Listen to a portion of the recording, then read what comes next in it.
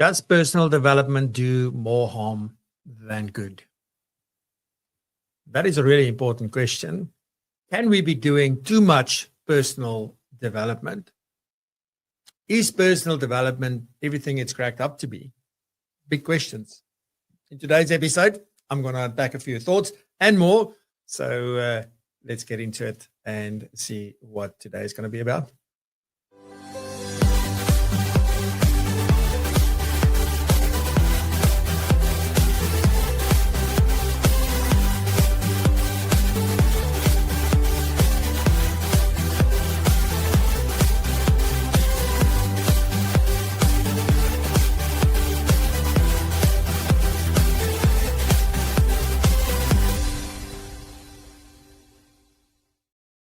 Good morning, good morning, good morning. Warm welcome back. Here we go. It feels like we're starting over again. So last week was episode 300. Now it feels like 301 is just one. But it's fantastic. Anyway, welcome back. Thank you for joining us this morning. And if you're watching the recording, a massive thank you to you as well for checking in with us a little bit later in your day or your week. We really appreciate it. Or if you just came across this channel and this video, warm welcome. Today, I am going to jump into quite a few different things. It's actually more around some important lessons that I've learned, but also it's about some of the questions that I recently got from our community and from people that I've been having conversations with, asking about, I don't know, I'm feeling very frustrated in my journey. I keep learning, but it feels like it never stops. Should we not stop at some stage? And some other interesting bits that I want to talk about later in the show. But anyway, so I'm obviously not doing this alone. The FBI is here in full force with the latest news. So looking forward to that. Then we have Igno with Change Your Angle. And today, Igno is going to ask the big question to you and me is that, what do we stand for? And he's got a really powerful story that he's going to share with us a little bit later. And then we are welcoming to the stage Mr. Ben Charlton for a brand new segment called Efficiency Edge. Can't even say that. Efficiency Edge. There you go. So looking forward to that today, starting off on a high note, talking about, drumroll, email shared inboxes. So looking forward to that. Then we have a couple of announcements. And then after that, I'm going to tackle today's topic, which is, as I said, all about personal development, some lessons about staying curious and all sorts of other things. So really looking forward to sharing that with you. I want to say a warm welcome to you. In the interest of time, I'm getting on with the show. I'm not going to say hi to every single person, but thank you very much for being here. Please do say hi to everybody in the chat. I really appreciate it. And on that note, let's kick off the show. And here's the FBI with the latest news.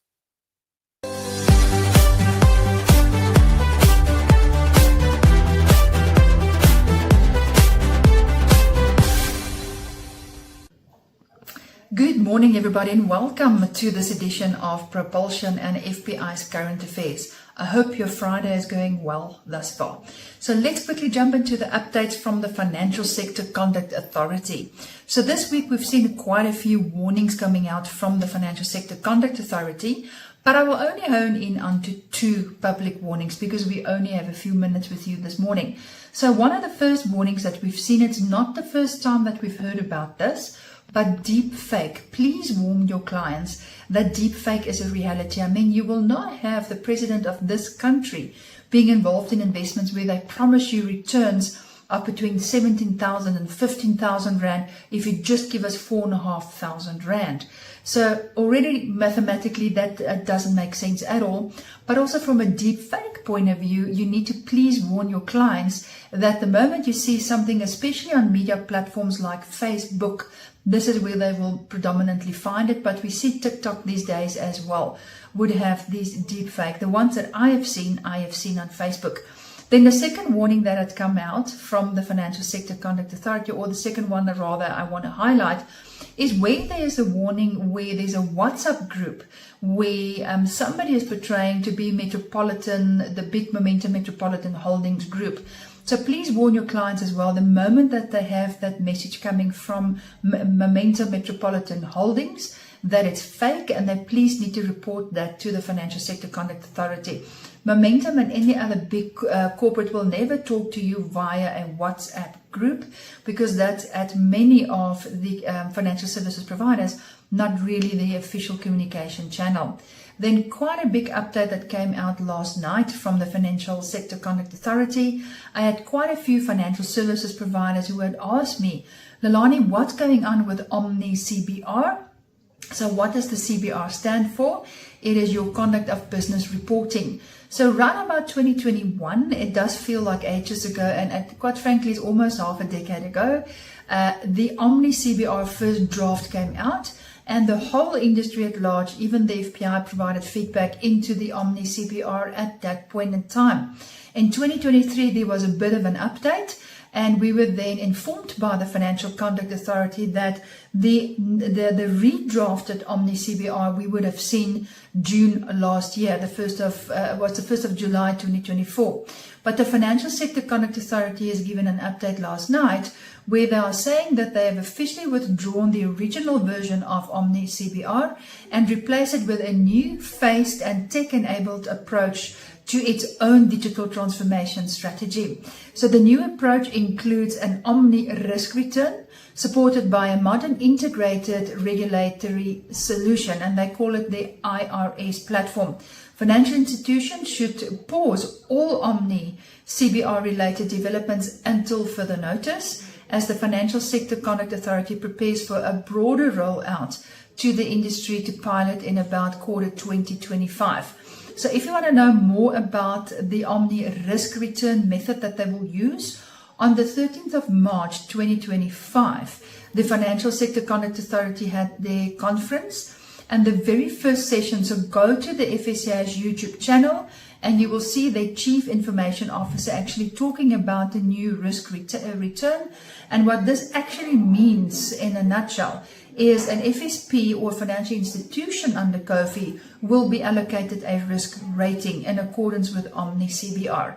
Should you want to read the full publication from the Financial Sector Conduct Authority, I posted this on the FPI member community for you as members of FPI, but you're also welcome, if you're not a member of the FPI, to go to the Financial Sector Conduct Authority's website directly.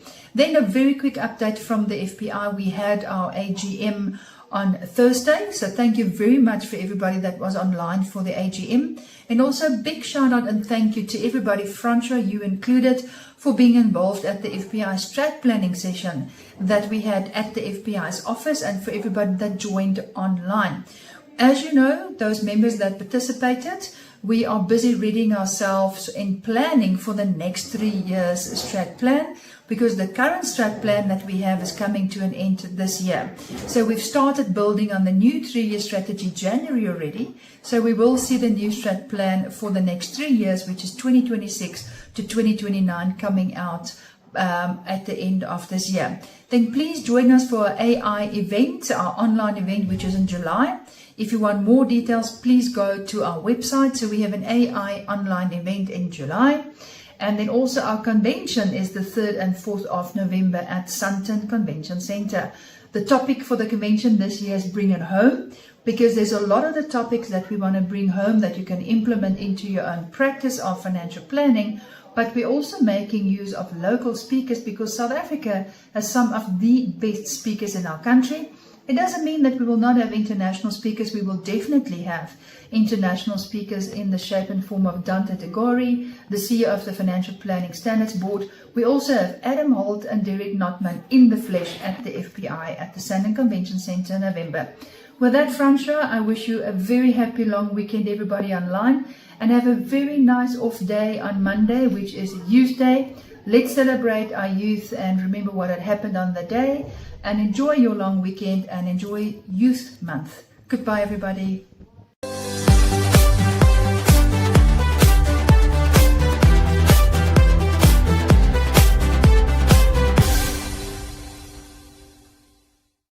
Always some interesting things that we need to know about. So thank you very much. I really appreciate it. You know, the FBI has been with us since season 2.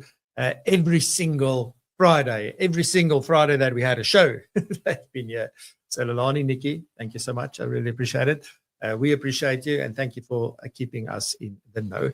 Righty, next up, here is Igno with Change Your Angle. And Igno, as I said in the intro, he is going to be talking or sharing rather a story that begs the question around what do you and I stand for. Igno, over to you.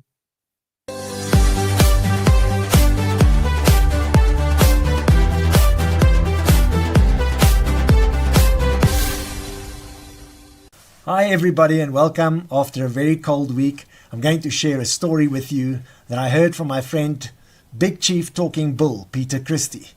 Peter was working with a company to tell their story and several managers told him the same story. It's about the CEO or the very senior manager who had joined. He came from a different country, maybe Ireland or Scotland, but he was a very cantankerous individual. He was difficult.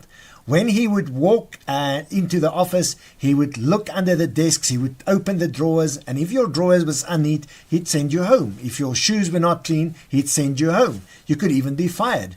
So obviously everybody was very, very nervous when he had come to visit the branch in Port Elizabeth, Kaberga. At the time it was Port Elizabeth. And he walked in on the morning and everybody was prepared. Everybody was ready. They cleared the desks for about a week beforehand. The manager had checked everything. And the senior manager walked in. And he started talking to them when all of a sudden his eyes fell on one of the characters amongst the people who were listening.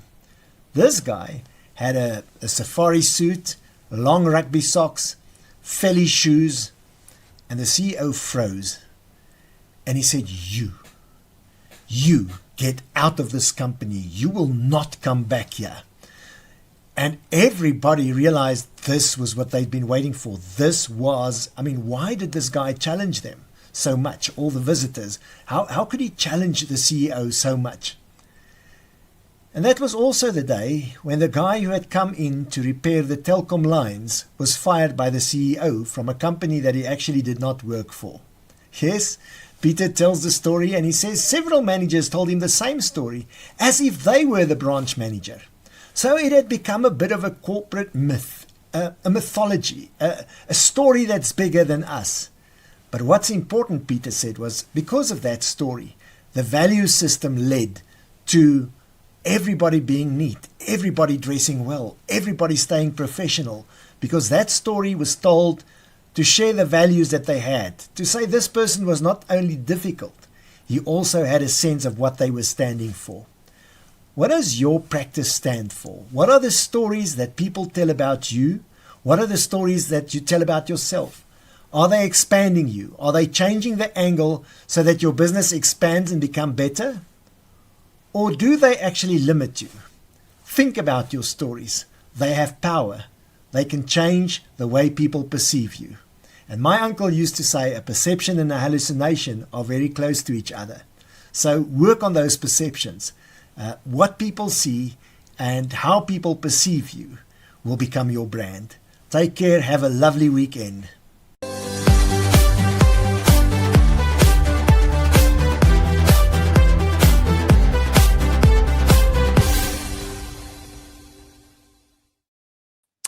Thank you very much, Igno. Love your storytelling and all of it. So thank you very much. Really appreciate it. Some important questions and hope that has struck a chord with you as you were listening to that. Righty, here is Ben Jolton. And Ben today launching his new segment called Efficiency Edge and talking about shared email inboxes today. Ben, take it away.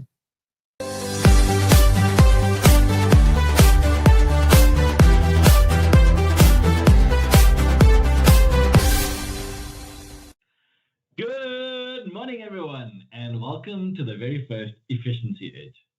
Thank you, Francois, for that very dramatic drum roll that didn't put any pressure on me whatsoever. This segment is going to be all about simple, practical ways that will help you run your practice better, and hopefully giving you fewer headaches and more time for what really matters. I don't want to be covering any theory, no fluff, but just small changes that make big differences. My goal of this segment is really to make your future self want to high-five you. So I don't know about you, but perhaps you've been in a client meeting, and as soon as that ended, you had to rush across town and get to your next meeting. And when that one ended, maybe you had to go somewhere else and fetch the kids. Between all of that, you got a few phone calls here and there, sorting out this and sorting out that. The wife calls, and then you have to go buy bread and milk. And before you know it, it's 5 o'clock and you're opening your laptop for the first time. And obviously, as you're scrolling through your emails, you find a time-sensitive email from a product provider that needed to be actioned. But no one did anything about it because it was in your inbox. I can see a few of you nodding. So for you guys, here's a very simple solution. Why don't you set up a central email address, something like service@yourbusiness.co.za, and then make it a shared inbox. A shared inbox means that multiple people can view that inbox. So you could set it up so that you can view that inbox, your admin can view that inbox, and your paraplanner can view that inbox. You then go to all the product providers and you change the email address that they have on record from ben@yourbusiness.co.za to service@yourbusiness.co.za. So now whenever the product providers send through something, and if it's urgent, the team doesn't need to wait for you to forward it to them. They can see it, they can action it, and they can move on because you are no longer the bottleneck. And I can see the skepticism in some of you, and you're looking at me and you're thinking, but the product providers also send through my commission statements, and I don't want all my staff viewing the commission statements. But most product providers will allow you to have a separate email address for finance matters. So you can keep that with your email address.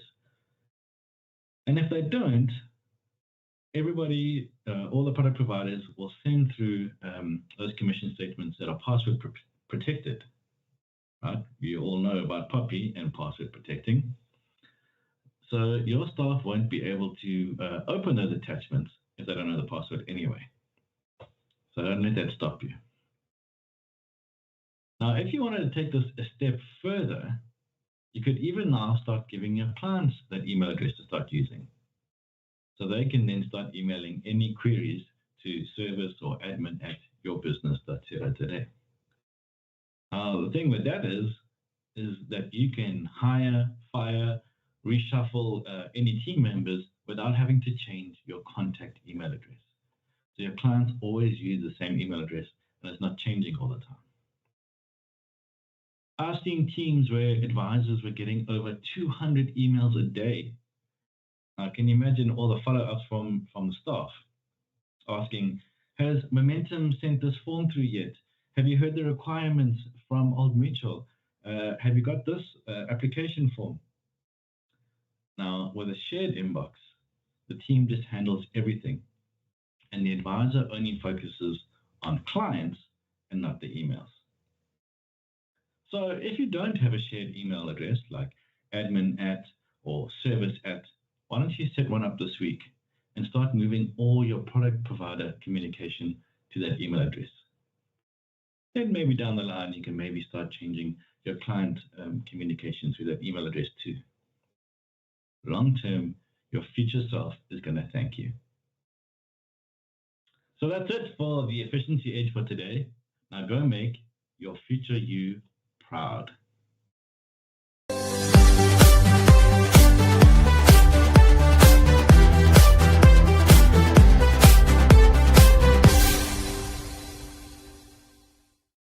How amazing was that for the first segment? Thank you very much, Ben. Some really interesting things there. Obviously, the next thing that's going to happen is now we're also going to be doing some of this stuff. We already are, by the way. But yeah, fantastic. Thank you so much, Ben. Well done on your first segment. Really appreciate it. Righty, ladies and gents, next up, here's some quick announcements.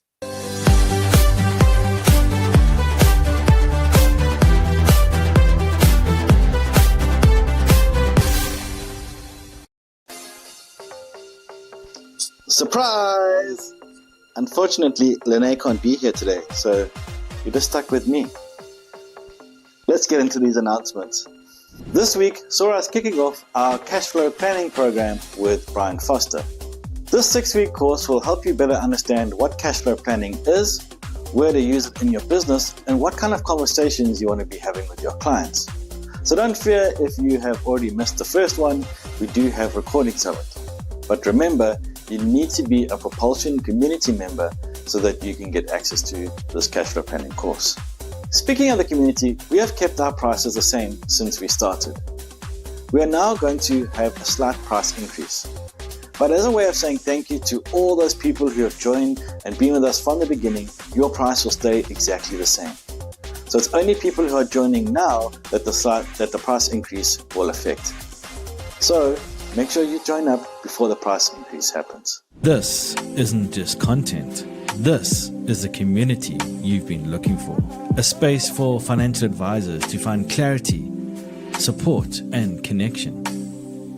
With events that energize you, courses that upskill you, and a network that's got your back. Led by people who've walked your path and are building what's next. This is PROpulsion, the #1 community for financial advisors. And if you're ready to grow, we're ready to welcome you. You often hear people say that financial planning is a lonely road. But you're not lonely when you join the PROpulsion community. If you've got a question, a thought, or want to understand something better, there's always someone there to answer your question and to help you out. So come join us in the PROpulsion community. Now, if you haven't listened to anything I've said up until now, start paying attention now. I want you to open your Outlook, go to your calendar, and block off the 5th and the 7th of August. Why? Because that's when we are holding the PROpulsion Tech event. It's going to be the biggest tech event for advisors in South Africa. The who's who of tech and advice is going to be there. Picture this, Monaco F1 for financial advisors. An event you're not going to want to miss. We're going to have keynote talks from industry experts. We're going to have demos so you can see how programs actually work. We're going to have mini talks so you can get snippets of great advice. Like I said, maybe once or twice, you're not going to want to miss this.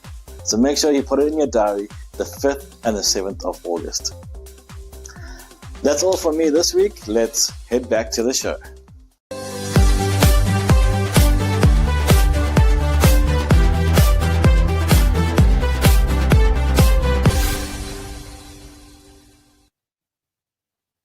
Francois, you got to learn something new every day.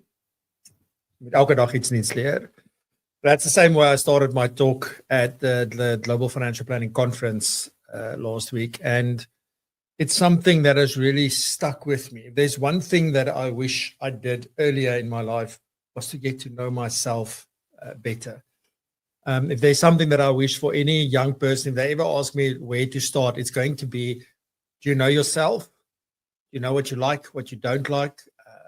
That, not asking like, where do you want to go? Where do you want to be in 10 years, 15 years, 20 years, whatever that may be. That's not the question. The question is, how well do you know yourself? And that is the starting point for any one of us. Doesn't matter our age. I only started figuring this out when I was 40. Almost said 10 years ago. It was 10 years ago. But when I was 40 years old, came to a point in my life where I went, sure, I don't know. I just know I don't like a bunch of stuff, but I couldn't honestly tell you what do I enjoy, what gives me energy, what makes me happy.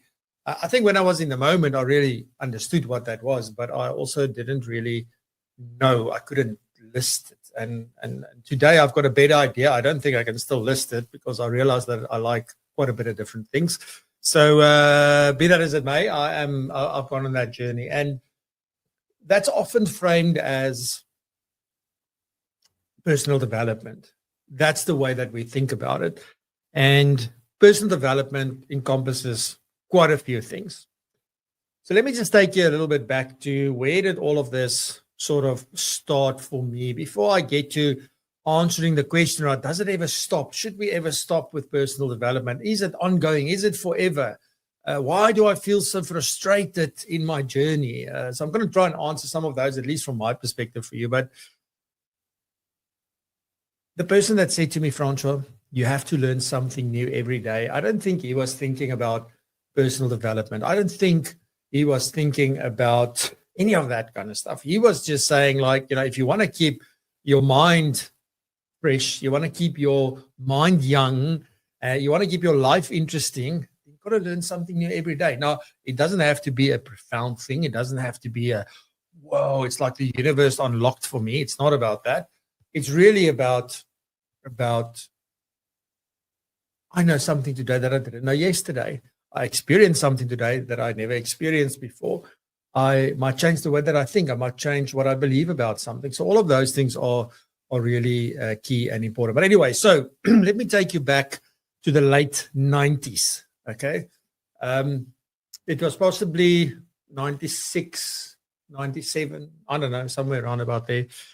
And I met someone that was introduced to me because he wanted, what could have been the early 2000s, like he wanted an internet connection, and that's how he got to me. So somebody who knew us both, and we had a franchise at the time that sold internet connections and subscriptions and things.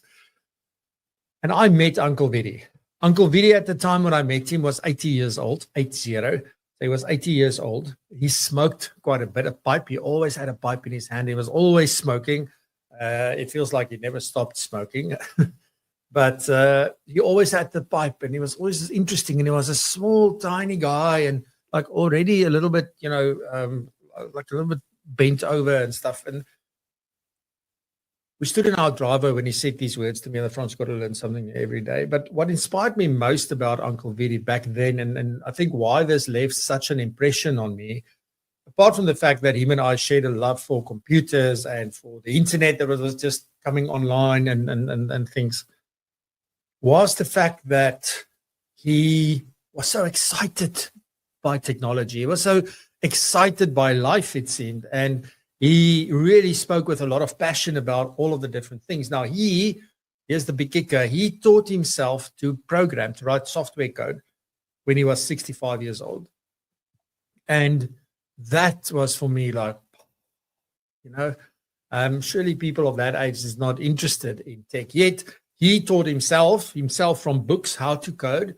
And at that time, which is obviously about 15 years later, at the age of 80, he was writing programs from Henneman in the Free State, where I come from, this tiny, tiny town. He was writing software code, shipping it off to Los Angeles in the US. And he was doing programming basically. Well, does that mean that he had a remote job long before this became a thing? Absolutely. And all of that left this big impression on me. And since that day, was learn something new every day, learn something new every day. But then even with that in my mind, I think back to everything that's happened, how in the early days when we started a business, that I was still more interested in playing action cricket and in having a braai with my friends, and I don't know, not taking it so serious. And back then we didn't have the access to information like we have today. There was no YouTube. There was no, the internet that was there was very, very basic, and there wasn't much that you could do or see.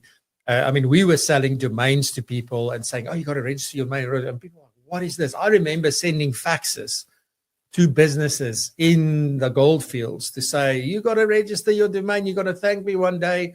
And yeah, look where we are today. But anyway, so it's a little bit off the topic. But that was Uncle Vidi, and that's sort of where my curiosity started. I've got to learn something new every day. I think that curiosity grew and grew and grew over time, where I was really like, it became, I won't say an obsession, but it was definitely something that I spent a lot of time on to try and learn things. And it became this thing where I needed to know everything about how something worked. When something new came out, I wanted to know how that works. Late in life, I learned like, that's an interesting thing. Can I spot the opportunity? And then you can go out and find people that wants to know exactly how that works. But if you're building a business, you don't necessarily need to know every single thing. But till today, that's my thing. I want to know how this works. Nobody's going to tell me. I want to know. So that's sort of the the long and the short of it. But the one thing that I learned over time was that, there's different ways of being curious. Because I think what I see with many of us, and this is probably where this question came from as well, in part from, I do all of this development, I learn all these things, but why am I feeling so frustrated? And for a very long time, I was just soaking in information. And at some point, I realized, like, okay, but I've heard all this stuff now. Like, it's not the first time I'm hearing this. That's the same story as that, and the same story as the next thing. I think that's sort of when you get to the point where you start realizing, okay, maybe you now know enough, because when you're a learner, you want to learn everything. It's almost like you're searching for that silver bullet or that golden bullet or whatever special bullet there is, that one little thing that's going to be different from you than for everybody else. And here's the kicker, that there is no such thing. Things are all based on principles. And if you understand the principles, you can make it work in your life. But anyway, so I got to that point where I no longer wanted to learn things. I wanted to be curious, but I became a little bit more curious around, but how does it work? What happens when I do the things?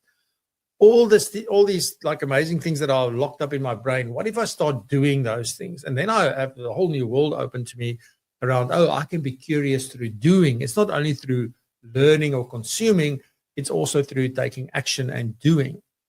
And sometimes there was, funny enough, new learning that took place through doing, things that I never read anywhere or experienced anywhere else. I learned through doing the thing, and now I broadened my knowledge even further and my experiences even further. But that was a big realization. We say, you're not only curious by searching the web and by looking at videos. Anyway, sorry, I'm repeating myself here. But hopefully you get what I am talking about. The thing is that you learn that there are so many new ideas that will pop up for you, so many new things that you'll start to think about, so many possibilities that you start seeing. But also one thing that you will learn is that, or experience, and you might have experienced this and you can let me know, but is this whole thing around, it's different the way that things come about when you do it. Right, so we can read exactly the same thing, we can learn exactly the same thing, and then when we go and do it, we have two very different experiences, because our own belief systems are different, our environments where we sit are different. So although the principle might be true that we learn for both of us, the way it takes shape in real life might be a little bit different, and also you might experience it in a way where you thought you're going to enjoy something, and then you realize, I really don't like this. This looked cool on the outside, but now that I experience this, I can feel it's not for me. Anyway, so then I think this is what happens, right? So let me get to the point. We get stuck in this circle of learning and learning and doing and learning and doing and learning and doing. And then we sort of one day realize, but it feels like we're not moving. It feels like we are stuck. Doesn't matter how much I learn, doesn't matter how valuable I become. The needle isn't shifting. The needle isn't moving. And that's what happened with me for 25 years. I can promise you that, even though I might have started at the age of 40 to get to know myself.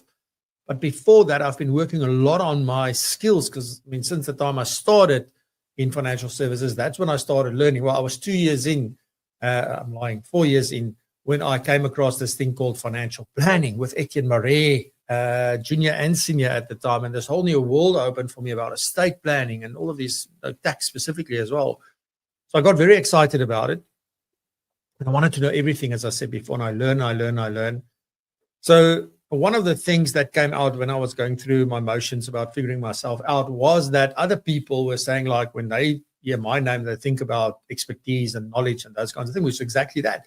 But the question was then, why am I not able to build my business? Why does it feel like I'm stuck, that I'm not moving forward in life?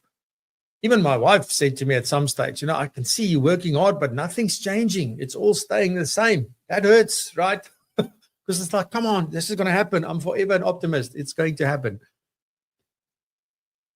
And then you realize, but okay, something is really missing.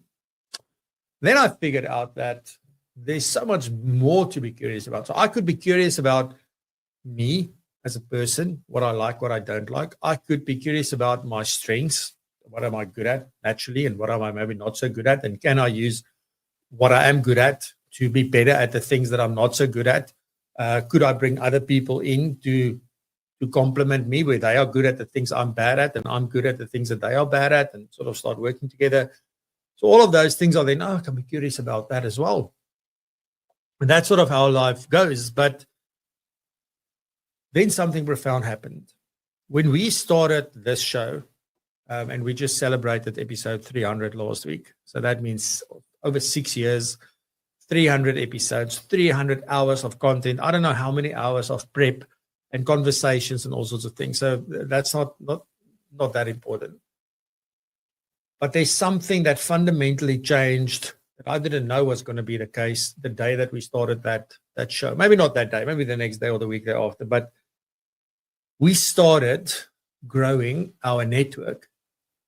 We started building relationships with people that we've never reached before, that we never had a conversation with, that never knew that we existed.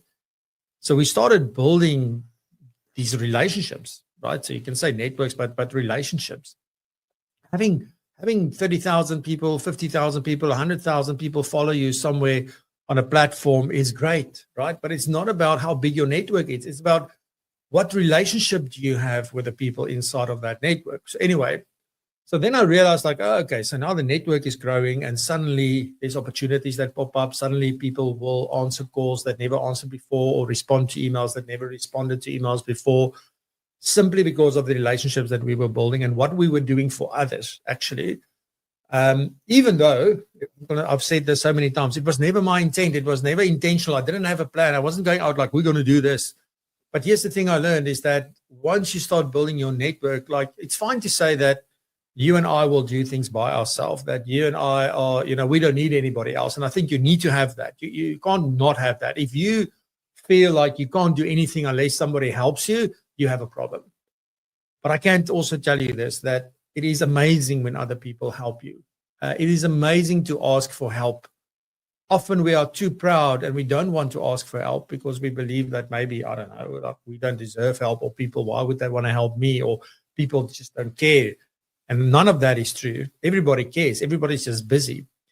But that's the thing, right? So now as the network builds, suddenly things happen. And then there's more things that you need. So you can build a network as big as you want, and you can have all the knowledge in the world. And that knowledge, by the way, can be like just knowledge. And usually that translates into skills. So that meaning that I can use the knowledge I have to do something else for someone else and to add value to someone else's life. And when I do that, suddenly I get paid for it, right? Because here's one of the big lessons, like if you're good at something, don't do it for free. Wasn't my words, it was the words of the knights I was watching who was fighting in England when I visited there for the first time. And one of them, they stopped and they said, when you're good at something, don't do it for free. So big lesson. But anyway, that's sort of the thing that we need to think about. So if you have all the knowledge, all the skills, and you build this massive network, if I don't have the resources to help me connect with that network or to deliver what I say I'm going to deliver to that network, I also don't really have anything, right? And then even if I have all the resources, and resources, when we typically hear the word resources, we think about money and so forth. It's not always money. It's more than often it's people. It's maybe technology. It's maybe other systems. It might just be, I don't know, pure luck sometimes as well. But there's something else that you need if you really want to go big, and that is a good reputation, a brand, right? And I know that brand has got different connotations to it. I think often we start thinking about big businesses and corporates and all sorts of things. We think about brand and you think about your favorite logo and stuff like that. But it's more about reputation than anything else. Now, funny enough, that we love with personal development to get stuck in the knowledge and the skills phase. So we go knowledge, skills, knowledge, skills, knowledge, skills, knowledge, skills, and that's what we work on forever, but nothing changes, right? Then also you need to start thinking about networks, okay? So think about the people that you hang out with, the people that you connect with. Think about the environment that you find yourself in. Then the next thing is like resources, are there people that can help you and that wants to help you with everything? And then sort of as through all of that, you're going to build your reputation in a way that you want to. You've got to be intentional about that. But anyway, so those are the 5 things. And by the way, I didn't come up with those 5 things. That's what I learned through my experience. But the guy that said this, and when I read this, I went like, oh yeah, that's exactly what it is. And now there's a name for it. Well, there's no name for it, but there's something. And that was Stephen Bartlett in his book, The Diary of a CEO. One of the very first chapters, he sort of spoke about this, and that say, okay, you also got to do this in order. So first knowledge, then skills, then network, then resources, then reputation. I have redone that in a Lord of the Rings style before. But anyway, so I didn't want to do that today. But there is one thing I think that's missing from that whole equation, because you can have all the knowledge and skills, you can have the networks, the resources, the reputation, all of it you can have. But here's the one thing, right? So if you do not have the right mindset, none of that is going to help you. And mindset is about how you view the world. What are the things you tell yourself about the world, about other people? And the reality is that those things are, your beliefs are framed through your experiences and your lived experiences. And often because it happened to you or to somebody that, or you saw it happening, we think about that it's true. It's absolutely true. Just because you saw it once means that's now forever true. And unfortunately, that is the lens through which we view most things. And what we believe about things are it's got such an impact on our lives that we don't even know it. Now, there's only one way to really change what it is that we believe, is that we need new information that proves the contrary. Now, in today's world, we also got to be very careful about that. So I'm very concerned with the source of the information that I look. And I can tell you this as well, when you start looking at information that is absolutely polar opposite to what it is that you believe, that is so uncomfortable. I'm not even being funny. So that in itself is sort of a growth thing that we need to go through. So that's sort of what I wanted to say about this whole thing about learning something new every day, having to stay curious and forever learning, and then sort of looking at building your knowledge, your skills, your network, your resources, and your reputation, and making sure that you foster the right mindset to take you forward. But now we get this question, and should I ever stop with this? Should I ever stop developing these 5 aspects? Should I stop doing personal development? Now, here's what happens in real life from my experience and from my perspective, is that we do stop. We do stop. We just maybe don't realize that. It feels like we're forever developing and developing and developing. But you go through a growth phase and you learn new things, and it becomes, oh, wow, this is mind-blowing. Think about whether you did your CFP, your postgrad, or whether maybe you learned about your strengths, or maybe you learned some new computer system. Whatever it was, there's something that you went through a growth phase, and it's like, whoa, there's a whole new world opening up to me. And then you got to start using what you've learned. Now, that in itself is sort of part of the learning, because now you're transferring the knowledge to skills. But you stop learning and you start doing it. You're making things a habit, and you're making things feel, you're normalizing all these new ways of doing things that you learned, or understanding why you do certain things, or learning how to say no, because you know that because of responsibility being your top 5 strength, that it makes it very difficult for you as well to say no. But in the same hand, you've got a responsibility to say no so that you can protect yourself, right? And all of these things you learn, but you've got to go through the motions of doing and doing and doing. So while we are doing or implementing, we're learning, but in a different way. We're not consuming, right? So it's a good way. So the one I think is very different from the other. So in that sense, we do stop. And then also, once we've gone through that, for those of you that are in your own business or you're running your own practice, you inevitably are going to be working on your business, taking what you've learned in your personal development journey. And remember, everything is part of personal. Anything that is attached to you that people can't take away from you, that's personal development. But now you start using that knowledge and those skills and those networks, the resources and the reputation that you have to build your business. And now you start working in the business. You work in the business. You do the work. You do the work. You do the work. You do the work. And then you get to a point where, oh, hell, now here's an obstacle. Here's a challenge. Here's something that I don't need how to do this. And guess what happens then? You go back to personal development and you start learning and trying things out, etc. Remember, I said before in some of the other episodes, I remember, that's assuming that you even heard that, but your business can't grow unless you do. And that is what personal development is all about. So it is this start, stop, there's learning and there's doing, and there's learning and there's doing. But I don't believe that we are meant to stop doing that. If I go back to what Uncle Billy said to me, Francois, you've got to learn something new every day. It was so that your mind stays young, that your soul stays young, that you're always interested, always curious, and that you can really, have things to be excited about. And that is what keeps you young, right? You can run as much as you want, but you can't run away from this. But that's really important. Now, the other problem now with this is that I think where the frustration often comes in, and this is also a comment that somebody made to me, is to say, what about other people? Because it often feels like I'm growing and then they not, and it sort of then causes this issue between us because of that. Now, to grow or not to grow, that is a personal choice. Some people are very content. They don't want to rock the boat. And the reason for that is that there are people who need certainty. They love certainty. They love the fact that things do not change. They want things to be predictable, and therefore they don't like this. Me, I love change. I love uncertainty. In fact, I thrive in uncertainty and in chaos, Ben will tell you. That's me. So maybe I don't really understand what it is like to keep growing and to do. So I'm not saying that if you're one of those people that decide that you don't want to grow because you are where you are and you're very happy with where you are and don't want anything to change, that's good for you. The question is big then, what if things do change that you don't have control over? How are you going to handle that? And for me, this is why, getting used to change is such a good thing. Will you outgrow people if you grow and they don't? Hell yes. Is it a problem? Hell no. It's their problem. It's not your problem, because you choose to grow just like they chose not to grow. And therefore, that's not your responsibility. Okay? To make them grow is impossible. You have to want to grow, then things will work. But that's what is really, really important, I think, from a staying curious point of view and from a personal development point of view and how we view this whole thing.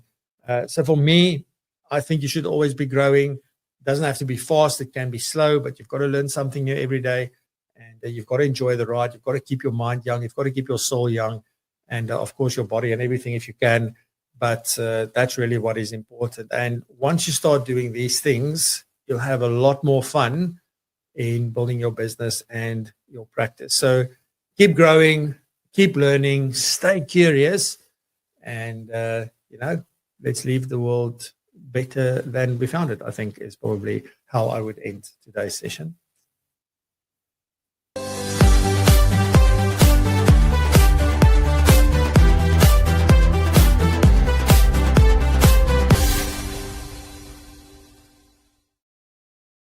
Alrighty, so the end of another episode. Thank you very much for joining us. I really appreciate it. Thank you so much.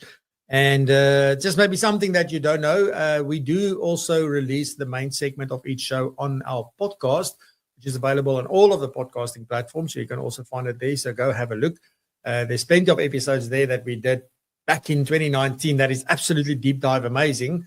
And that you can really get a lot of value from that is not available on our YouTube channel. So go have a look at that. But on that note, next week, I do not have a guest, so I'll be back. And we've got some more guests lined up for July, some interesting people coming along. So looking forward to that. And on that note, I hope you have a fantastic weekend. Stay safe, be blessed and prosper. Stay curious and continue to raise the bar. Thank you so much. Love you lots. See you next week. Bye-bye.